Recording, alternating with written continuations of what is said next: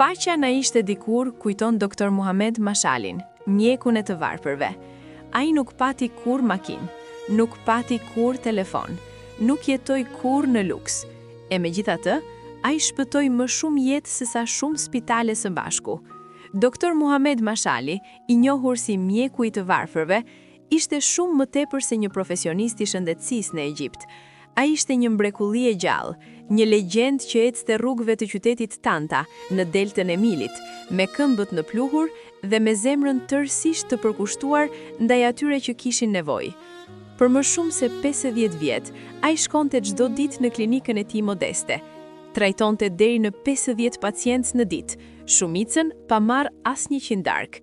Vizita kushtonte më pak se $1, por për shumë njerëz, ajo ishte shpresa e vetme për mbijetesë. Kur nuk mund të shëronte me ilaçe, ai shëronte me humanizëm, dhe shpesh kjo mjaftonte.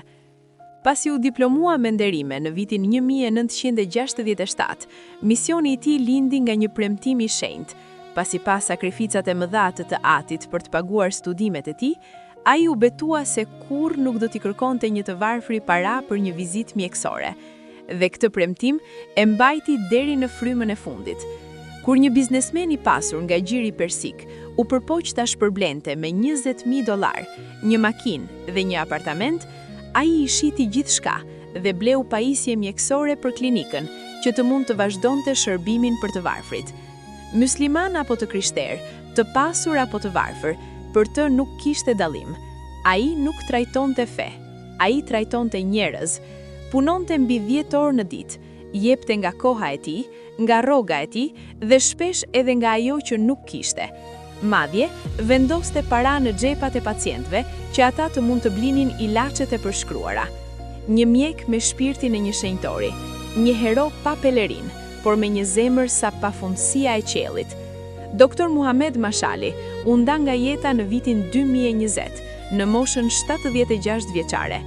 Ai nuk la pas pasuri, prona apo tituj, por la diçka pafundësisht më të çmuar, një trashëgimi të përjetshme dhe mshurie, sakrifice dhe dashurie për njerëzit. Në një botë gjithnjë e më të ftohtë dhe egoiste, ai mbetet një kujtesë e gjallë se madhështia e vërtet nuk matet me atë që ke, por me atë që jep. Për më shumë video të tilla, abonohuni në kanalin ton, Na ishte dikur.